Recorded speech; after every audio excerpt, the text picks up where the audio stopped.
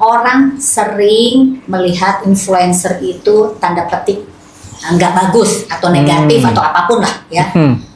Tapi kan itu tergantung orangnya. Sekali lagi influencer itu kan cuman pekerjaan dia. Tapi tergantung orangnya. Banyak saya lihat influencer juga yang nggak melenceng.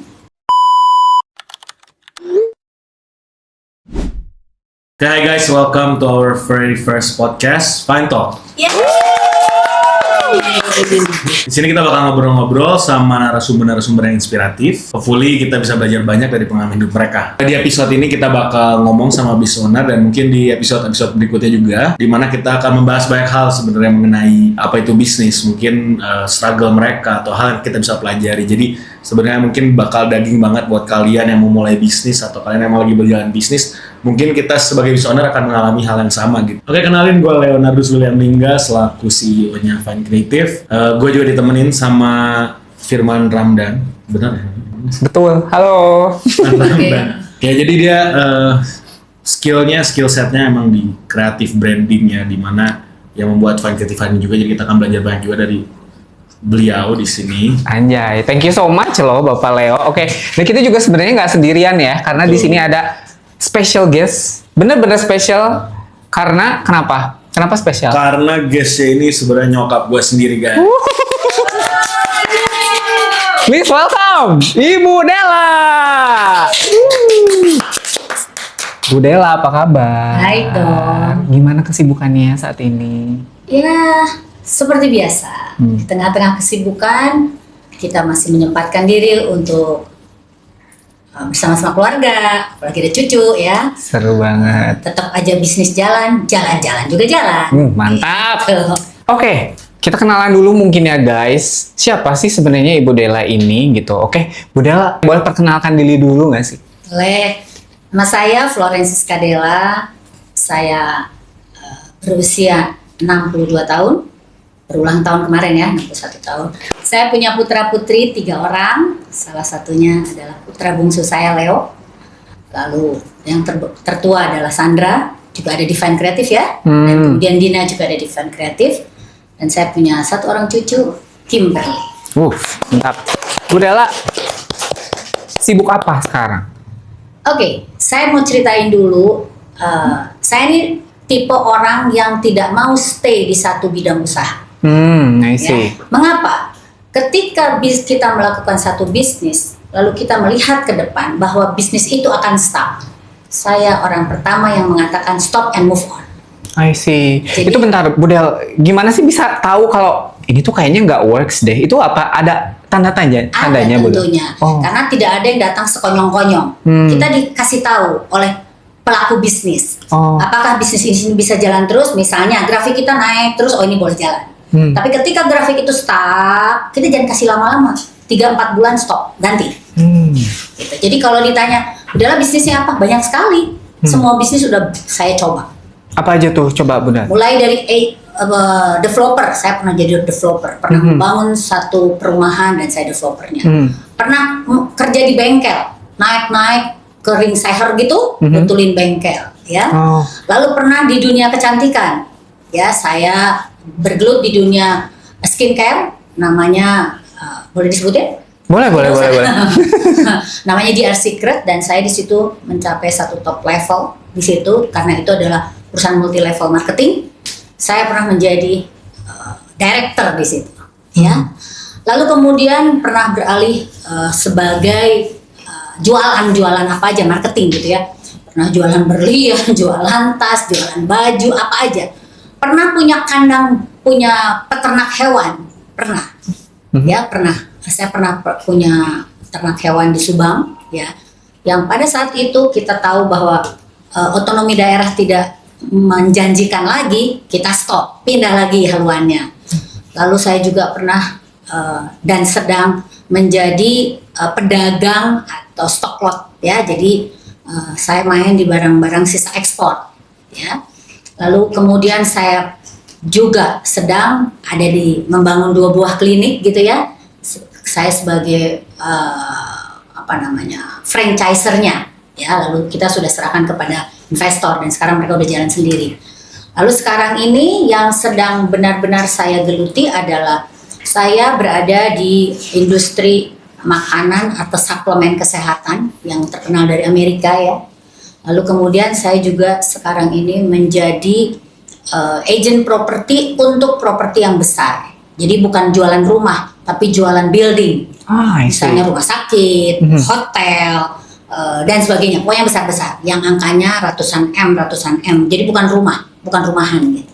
Menurut Koleo sendiri, mending punya bisnis 1, 2, tapi itu apa? Maksudnya benar-benar kita develop terus-terusan, atau misalkan kayak Budela ini nih yang kayak banyak nih bisa langsung, oh kalau ini kurang works, langsung ke cari peluang lain atau peluang lain gitu. Gimana? Oke, sebenarnya kalau bisnis itu mau 1, 2 atau 3, ya sebenarnya kalau kita lihat banyak orang kayak di luar sana bisnisnya nggak ada yang cuma 1 sih. Benar. Pasti bisnisnya banyak. Cuman yang penting itu bukan jumlah bisnisnya, cuman fokus kitanya gimana gitu. Kalau emang kita punya 1 bisnis nggak fokus ya nggak ada bedanya gitu. Tapi kalau kita punya 10 bisnis tapi kita bisa fokus ke 10-10-nya ya udah memadai lah ya, udah cukup gitu. Jadi yang lebih penting ke arah fokusnya bukan jumlahnya gitu. Jadi lebih ke kualitas daripada kuantitas. Menarik ya guys, oke. Nah aku mau tanya lagi nih ke Budela, apa sih yang menginspirasi Budela gitu, yang sekarang tuh jadi banyak banget gitu cabang bisnisnya gitu, apa sih yang menginspirasi? Oke, saya mau menceritakan masa kecil saya. Ini saya setiap menceritakan ini, saya pasti terharu ya.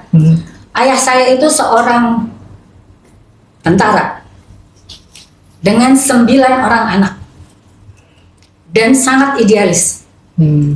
Dia tidak pernah mau makan uang yang bukan hak dia.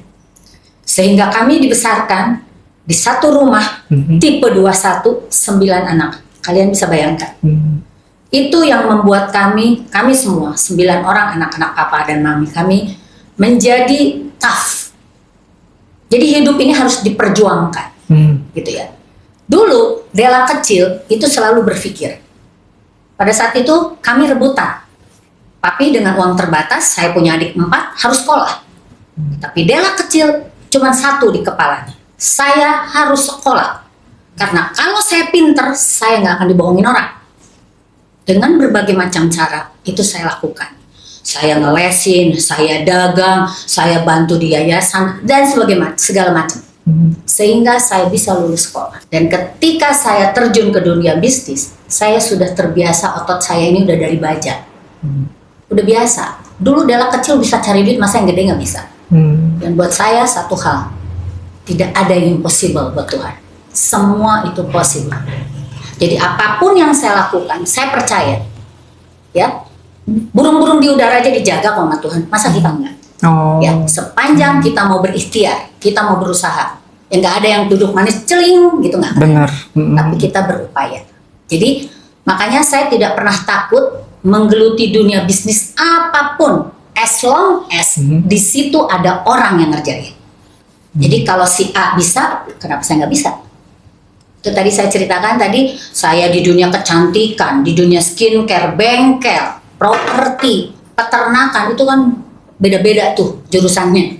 Tapi saya percaya sepanjang kita mau melakukan apapun itu pasti ada jalan. Gitu. Tepuk tangan dulu nggak sih guys? So inspiring, oh my god. Oke, tadi menarik. Pas aku dengar Della kecil, emang Della kecil tuh seperti apa sih dulu? Udah. Kita kan 9 bersaudara ya. Saya punya kakak 4, adik 4. Dengan keterbatasan ekonomi tanda petik orang tua saya, kami itu diberikan satu pilihan. Lu lulus sekolah cuma sampai SMA ya, nggak ada lagi kuliah-kuliah. Papi nggak punya duit, kasarnya begitulah. Tapi Della kecil nggak mau begitu, ya. Karena ketika saya jadi bodoh, tidak sekolah, saya akan bodoh. Ketika saya bodoh, saya nggak bisa mengenal dunia apapun. Jadi pada waktu itu, mungkin kalau mau disebut berontak, saya berontak ya. Saya keluar dari keluarga papi, saya kos. Karena kalau saya ada di situ, pasti saya tidak akan menemukan Pak Sugeng yang sekarang. Ngerti ya? Ketika kita berkutat di dunia, di lingkungan itu, pasti jodoh saya ada sekitar situ kan? I see. Nah, jadi saya keluar dari keluarga papi, adik kakak, saya pindah kos ke satu keluarga. Dia itu kepala PJKA. Disitulah saya mengenal dunia. ya, dimana saya bisa belajar di situ table manner, public speaking, keberanian segala rupa, dan yang paling penting saya tuh punya rasa percaya diri. Mereka memberikan itu, jadi lingkungan saya memberikan itu, saya jadi confidence untuk segala hal, saya confidence. Memang tidak ada yang sempurna, tetapi semua itu sudah saya lalui. Jadi Firman jangan lihat saya seperti sekarang, saya udah kejeduk-jeduk, udah berdarah-darah, udah itu semua udah dilalui. Jadi Firman mengelihatnya udah sekarang, tapi dulu kejeblos, berdarah kakinya, cabut kukunya udah dilalui. Jadi sekarang ini tinggal memetik hasil sebetulnya. Jadi pesan saya untuk anak-anak muda nih, jangan pernah menyerah. Karena sepanjang kalian mau berusaha, nggak ada yang nggak mungkin. Boleh tepuk tangan kalian. Mantap banget guys, tuh dengerin tuh makanya. Saya mau cerita satu. Boleh. Gimana Waktu Budel? saya masih kecil, bagaimana saya harus membayar uang sekolah? Itu saya jualan door to door. Ingat ya, kalau kalian nggak ada apa-apanya dibandingin saya. Jadi saya bawa tuh dagangan saya, itu boneka-boneka maskot yang buat di mobil dengan bunga goyang-goyang. Saya nggak kenal siapa, satu rumah saya ketokin. Oke. Tante mau jualan ini dong. Itu Budel yang bikin sendiri atau beli Nggak, atau orang gimana? lain yang bikin, Terus saya bantu jual. I see. Dan ya puji Tuhannya, ya semua yang saya pegang jadi duit ya. Saya jualan itu jadi duit. Yang saya nggak tahu, mungkin karena saya sungguh-sungguh ya, sungguh-sungguh ingin bagaimana caranya untuk solve problem keluarga ini. Aku mau tanya nih buat Budela sama Koleo nih, selama merintis bisnis gitu ya dari dulu sampai sekarang, pernah nggak sih kalian ditipu sama karyawan? Budela dulu deh, coba. Semua bisnis itu prinsipnya begini ya. Bisnis itu kalau nggak untung rugi, iya kan? Tinggal kita pinter-pinter untuk mensiasati bagaimana bisnis itu berjalan. Tentu saja pengalaman dari saya pribadi ada lah ya karyawan yang curang ya seperti itu. Kita bukan bilang nipu lah, kalau nipu dia nggak akan mampu lah nipu kita ya, tapi curang lah yang melakukan hal-hal yang di luar job dia sehingga merugikan perusahaan. Tetapi so far kita bisa handle kan. Ya, ketika kita punya usaha advertising misalnya kita bisa handle, gitu kan. Tapi kalau sejauh yang lain-lain kan saya kayak misalnya saya agent properti itu kan saya sendiri nggak punya karyawan, maksudnya nggak punya karyawan yang dia ikut campur dalam urusan ini, nggak bisa, dia nggak ada di situ gitu ya. Nah, tapi ya so far pasti ada lah, yang gitu-gitu pasti ada, tetapi kita bisa handle. Kalau gimana pengalamannya? Oke, sebenarnya kalau ditipu mah kayaknya namanya itu salah satu art dari bisnis ya. Satu art dari bisnis itu kita akan terus mengalami apa ya, rasa kecewa mungkin atau ya dari manapun sih sumbernya, nggak cuma dari karyawan aja, sebenarnya dari siapapun bisa terjadi gitu. Dan ya, emang itu bagian dari bisnis sih, dan pasti gue yakin 100% seluruh pembisnis di dunia ini pernah mengalami hal itu gitu, nggak mungkin enggak. Jadi ya itu hal yang harus dilewati sih. Dan mungkin bisa dibilang nggak bisa terelakkan juga nggak sih, itu pasti ada. Nggak mungkin. Kayaknya nggak akan ada bisnis yang tidak ada struggle pengkhianatan, penipuan tuh kayaknya nggak mungkin sih, kecuali bisa udah bangkrut ya. Kamu kan udah banyak nih melewati mungkin beberapa industri bisnis. Nah, gimana sih supaya tahu mana yang works, mana yang enggak? Oke. Di dalam dunia bisnis tuh cuma ada dua, produksi dan jasa. Produksi banyak sekali konsekuensi kerugian dalam tanda petik. Tapi kalau jasa sebetulnya itu kecil. Ya, karena kita tidak ada waste produk, kita tidak harus punya inventory dan sebagainya ya. Jadi kalau saya, menurut pengalaman saya, depend on kita lah ya. Tetapi yang paling kecil resikonya adalah berbisnis di jasa. Karena kalau jasa misalnya saya ya kayak Fun Kreatif lah, dia pasang iklan, pasang apa sesuatu. Jelek-jeleknya apa sih? Dia nggak bayar. Tapi kan tidak ada sesuatu yang harus waste gitu. Tapi kalau saya jualan produksi, Firman udah beli, sebutlah amount 10 juta, itu barang hilang. Ya, kasarnya begitu. Tetapi yang paling penting adalah apa? Kualitas dari bisnis itu sendiri. Jadi sebetulnya yang paling risknya kecil itu adalah jasa. Oke. Menurut Mama juga mana sih yang paling profitable dari semuanya? Ya, sekali lagi ya, kalau profitable itu kan depend on bisnis apa yang kita pegang ya, lalu kemudian siapa customer kita. Contoh, saya pernah jualan berlian loh, ya. Itu bukan jasa, itu produksi. Dari satu berlian saya bisa untung puluhan juta. Nah, itu beda. Jadi, tapi customer kita udah tertentu, dia high end punya. Di awal bisnis saya pernah jualan kain misalnya. Dari satu yang saya cuma untung 5 perak misalnya. Tapi karena kuantitinya banyak, kemudian saya banyak customer, itu pun bisa jadi besar. I see. Jadi intinya apa sih? Kita harus membuat sistem di dalam bisnis kita. Supaya apa? Supaya kalau udah ada sistem, kita kecolongannya tuh agak susah lah. Karena udah ada sistem itu tadi. Gitu ya. Jadi yang paling profitable sebetulnya ada dagang ya. Di mana-mana tuh yang paling profitable dagang. Contoh saya nih sekarang jualan properti dengan skop besar, jual satu building, misalnya 200 M, 2,5% aja kan udah angkanya spektakuler ya. Iya benar. Jadi depend on bisnis apa yang kita pegang. Cuman sekali lagi pedagang itu macam-macam. Ya. Ketika saya menawarkan ke Firman, pokoknya saya cuma pengen dapat untung, akan beda dengan bagaimana saya bisa menjelaskan kepada Firman apa nih yang saya jual. Kan beda ya? Beda Nah, benar. itu yang saya lakukan. Oke, kalau untuk cara marketingnya gimana tuh, Mah? Gini, kalau boleh disebut saya nih contoh yang properti ya. Ini saya ini broker lah, dalam tanda petik broker nama kerennya ya. Broker itu kan macam-macam ya. Dia jualan ini laku selesai. Kalau saya selalu customer itu saya maintenance. Caranya, saya jual tanah X misalnya. Saya akan cari tahu validasinya, dia valid nggak untuk dijual, legalitasnya, kiri kanannya apa, bisa dibangun apa. Itu kan pengetahuan-pengetahuan yang bisa kita berikan sehingga si customernya puas. Bukan cuma sekedar menjual, tapi dia puas. Sehingga apa yang terjadi, dia pasti akan repeat order. Oke.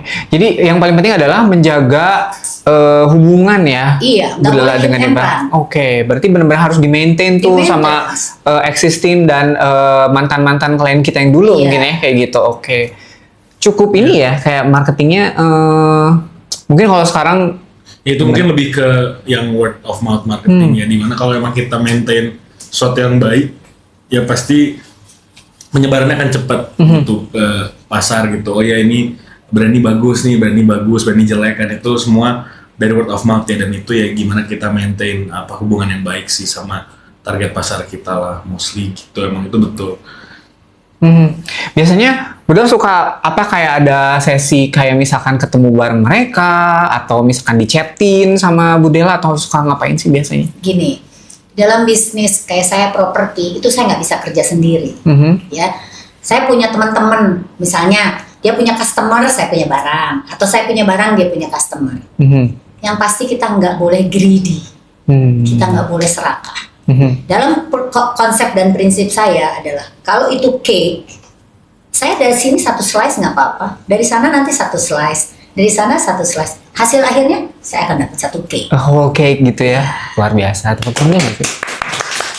Gitu guys, jadi nggak boleh greedy ya, nggak boleh serakah. Oke, sekarang aku mau tanya nih kepada Koleo sang anak nih, gimana pandangan Koleo soal bisnis Budela yang beragam itu dari segi marketingnya gitu mungkin? Pandangannya gue dapet duit kan ya. Udah jelas ya itu ya. Ada uang bulanan bener nggak sih? Udah suka ngasih? Unlimited ya. Oh unlimited, oh my god. Budela ada ini nggak lowongan buat jadi Itu anak dicatat angkat jadi kalau gitu? gue minta nggak ada masalah gitu. Ada buktinya? Gimana? Marketingnya gimana? Maksudnya dari segi apa nih, social media marketing? Yes. Atau dari marketing in general atau gimana? Oh, mungkin kita bilangnya in general aja, marketing in general. General. Ya sebenarnya ini mungkin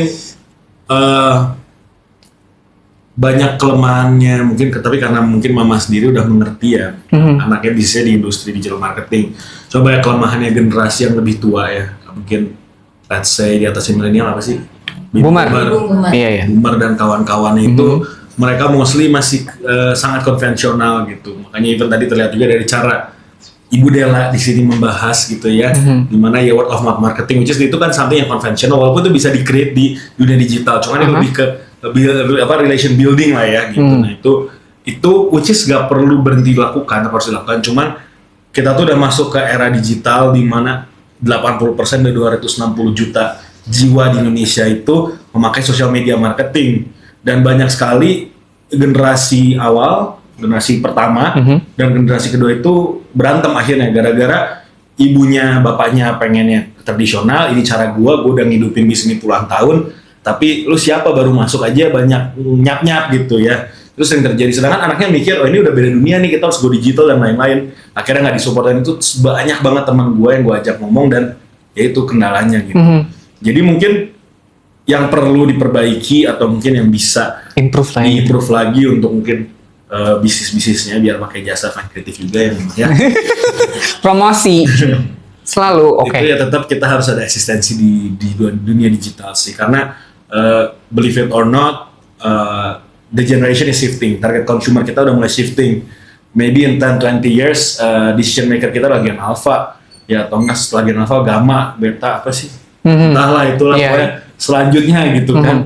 Dan mereka ini orang yang benar-benar 100% ada hadir di presence online. Jadi buat kita yang punya bisnis nggak tahu, oh nggak ada kesadaran, oh gue harus ada di situ, ya pasti akan gugur. I see. Dulu deh. Gitu, Bapak CEO sudah bersabda ya. Sekarang aku mau tanya dong ke Bu Della gitu ya, kalau misalkan di zaman sekarang tuh perempuan tuh harusnya jadi stay at home mom, atau misalkan memang harus yang mompreneur gitu, yang punya bisnis gitu menurut Bu Della? Kalau menurut pengalaman saya, ya, satu rumah tangga dengan anak-anak yang berhasil itu dididik oleh ibu yang bekerja, bukan ibu yang ibu rumah tangga. Oh, sih.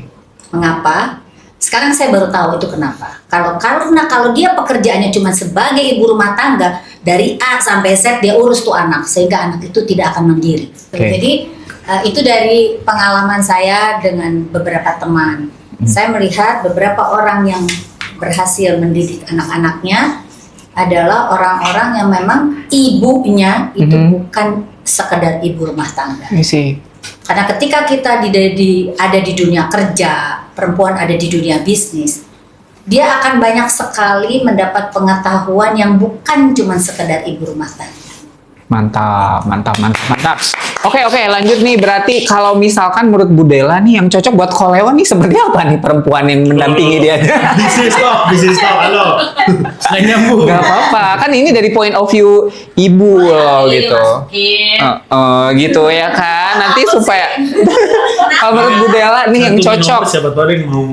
Iya, jadi kan ini nanti udah di-spill nih kriterianya dari ibu mertuanya langsung. Gimana kalau menurut Bu Della yang cocok nih buat anaknya kayak gimana nih ceweknya? Ya kan sebetulnya gini ya, kalau cocok buat Leo kan belum tentu cocok buat saya. Cocok buat Leo belum tentu cocok buat Firman. Oh. Yang betul.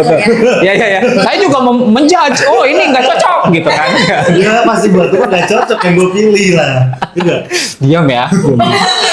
Jadi artinya biarkan Leo bebas memilih apa yang cocok buat dia, sepanjang ada border-border yang dia nggak langgar. Apa aja tuh? Misalnya dengerin ini. Gimana dengerin nggak sih? Misalnya religi, agama, tolong yang sama. Karena kita sama aja suami istri agamanya, masih banyak sekali perbedaan percekcokan. Apalagi kalau beda. Iya. Kalau bisa culture. Itu kan Bhinneka Tunggal Ika gitu tuh. Betul, itu Bhinneka Tunggal Ika itu betul, tetapi pada prakteknya nggak begitu. Ya. Lalu kemudian culture. Kan sekarang gini, dua orang yang berbeda, gender aja udah beda, laki perempuan. Terus ditambah nanti agama beda, culture beda. Waduh, makin jauh tuh. Sebetulnya gini, as long as Leo cocok sih sebetulnya. Ya contohnya ya kayak tapi saya, yang penting yang tadi itu ya. Iya, kayak saya dengan Pak Sugeng ya contohnya. Kami kan dua culture yang berbeda, ya, dari dua keluarga yang betul-betul sangat berbeda, sangat berbeda. Tetapi kami bisa bersama-sama dan punya 3 anak ya seperti yang kalian lihat contohnya. Utang lo dong. Jebolan. Jadi itu sebenarnya contoh ya. Jadi di dalam nanti misalnya ini contohnya kan tadi Leo mau cari yang gimana. Sepanjang dua-duanya saling mau satu menurunkan, satu menaikkan, nanti di same page. Itu yang paling penting. Kalau saya ngotot mau gini, Pak Sugeng ngotot mau gini, nggak akan ketemu-ketemu. Harus ada jalan tengah harus ya. ada di tengah-tengah. Mungkin saya turun, dia naik, atau saya naik, dia turun. Jadi kita ada di same page. Kalau same page kan enak ngomongnya. Iya. Ini air. Coba kalau saya bilang ini air, kita nggak same page, kamu bilang ini duren gimana? Iya. Ketemu. Ya, itu ngaco saya berarti. Iya. Kan? Oke. Udahlah, kalau nanti misalkan Koleo pacarannya sama influencer gitu boleh nggak? Gini, di mata kita. Supaya apa ya? Supaya tahu lah Ini point of bisnis view-nya. Iya kan udah tadi bisnis stoknya. Iya, sekarang kan lebih ya Jadi udah. gini, saya mau kita samakan persepsi dulu ya. Saat ini memang orang sering melihat influencer itu tanda petik nggak bagus atau negatif atau apapun lah ya. Tapi kan itu tergantung orangnya. Sekali lagi influencer itu kan cuman pekerjaan dia. Tapi tergantung orangnya. Banyak saya lihat influencer juga yang nggak melenceng. Jadi nggak masalah nih Budel kalau influencer. Bebas mau merdeka. Saya sih Bebas ya? pokoknya pada prinsipnya gini ya. Sepanjang itu tidak terlalu banyak perbedaan, silahkan. Kan yang menjalani hidup dia. Kami orang tua ini kan bukan manusia purba ya, yang hidup sepanjang segala abad gitu. Iya. Akhirnya yang jalannya Kalau kan purba dia. mah udah nggak ada tuh. Ya, makanya.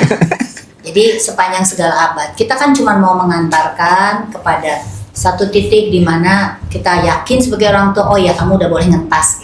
I see. Pokoknya yang penting mah dari Budel mah 3 hal tadi nggak sih? Matanya 2, hidung 1, kuping 2, tangan 2, kaki 2. Iya betul sih Pak. Dan wanita. Ya. Yang pasti harus satu iman. Satu iman. Jadi Leo tidak boleh pindah ke sana. Ya karena biar bagaimanapun saya seperti ini kan bisa begini tuh punya janji-janji terhadap Tuhan saya kan, betul nggak? Betul. Janji-janji itu harus saya beritahu kepada anak-anak saya. Aku mau tanya juga buat kalian berdua nih. Selama menjalani bisnis ada nggak sih kesalahan yang, aduh ini mahal banget nih kesalahannya gitu. Selama menjalani bisnis gitu, apa kesalahan termahal yang pernah dialamin gitu? Kita jangan terlalu gampang percaya sama orang. Itu yang penting. Ketika kita terlalu gampang percaya sama orang itu yang akan gampang mengelabui kita. Itu aja pesan saya untuk anak-anak muda. Jadi kita boleh percaya sama orang, tapi jangan gampang. I see. Karena ya. Karena dia yang akan makan lo gitu. Oh, I see. Kalau dari Koleo sendiri apa kesalahan termahal selama ini gitu?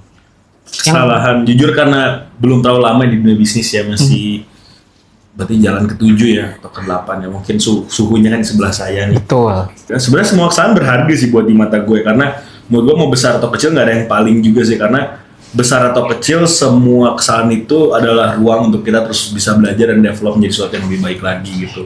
Tapi yang paling penting adalah pada saat kita menghadapi sebuah musibah atau masalah, mindset orang sukses itu bukan gimana nih gue ngancurin orang yang sudah do something to us, tapi mindset orang yang sukses itu adalah gimana gue memperbaiki diri, memperbaiki sistem untuk bisa lebih baik lagi supaya suatu hari gue gak ketipu lagi gitu, atau tidak mengalami kesalahan itu lagi gitu. Itu jauh lebih penting gitu. Jadi ya kita harus terus belajar lah ya. Dan semua kesalahan mau kecil mau gede menurut gue semuanya sama berharganya sih. Iya Panas. Oke, berarti terakhir nih. Tapi sebenarnya dari tadi tuh menurut aku sih omongan Budel tuh quotable banget ya, udah banyak banget gitu pesan-pesannya. Tapi terakhir deh Budel, aku mau Budel kasih pesan-pesan gitu buat entrepreneur, buat yang kayak lagi ngerintis bisnis gitu, yang paling apa sih pesannya gitu. Dari Koleo juga nanti kasih pesan-pesan dong. Oke? Silakan Budel. Oke, buat anak-anak muda dulu nih, anak-anak muda yang mau memulai bisnis, yang paling tahu siapa diri kalian adalah kalian. Karena ketika kita memulai bisnis, yang paling penting itu adalah siapa saya, mampu nggak saya, sehingga kalian bisa memilih bisnis apa yang sesuai dengan diri kita, ya kan? Jangan belagu gitu, gue mau bisnisnya buka padel, tapi padel aja nggak ngerti, contohnya, ya lu dibohongin orang, contohnya gitu ya. Kemudian yang kedua, kita harus percaya bahwa dengan usaha dengan sistem apa yang sudah kita buat nggak ada bisnis yang sia-sia. Itu pasti, ya. Tetapi jangan juga berpikir duit lu udah banyak, lu build bisnis, tuh duduk manis, nggak ada yang celing dari atas tuh nggak ada. Ya. Ketiga, fokus. Tidak ada satu bisnis pun di dunia manapun yang nggak fokus tuh jadi. Jadi istilahnya kasarnya kalau orang dulu bilang warung harus kita tungguin tuh warung biar nggak diambil orang tuh permen. Ya, jadi apapun caranya, mungkin kita lagi ada di Jepang, gimana caranya supaya bisnis kita ditungguin? Ya kita pakai sistem. Ya, dan satu terakhir, jangan mudah menyerah. Gitu. Mantap. Luar biasa. Merinding loh guys. Oh, silakan. Pesan-pesannya dong. Pesannya tadi mungkin mau sudah disampaikan ya sama Mama. Cuman ada satu hal mungkin yang perlu diketahui. Apa tuh? Kita sekarang ada jasa snip. Oh, oke. Boleh, silakan dipromosikan, Bapak. Tadi mau ngomong ngeblank. Oh iya. Tadi pertanyaan apa? Pesannya apa gitu buat business owner atau sesama yang lagi ngerintis sekarang gitu. Point of view-nya mungkin. Oke. Jadi pesan terbesar adalah jangan lupa tetap jadi blessing untuk sekitar kalian, karena bisnis itu bukan cuma semata-mata dapat uang aja, tapi bisnis juga harus kita bisa give back to the community lah, at least gitu, kita bisa memberi dampak lebih besar lagi ke masyarakat luas. Dengan tujuan yang mulia pasti nanti ujungnya akan lebih baik juga. Oke guys, kita udah bahas banyak banget. Semoga inspiratif buat semua yang nonton di rumah juga ya. Dan jangan lupa komen, like, subscribe. Karena kita bakal ada terus episode selanjutnya di Fine Talk ya, episode berikutnya. Dan thank you juga untuk narasumber kita. Thank you so much Budela. Inspiratif banget. Mantap. Oke guys, see you on the next video. Bye-bye. Bye.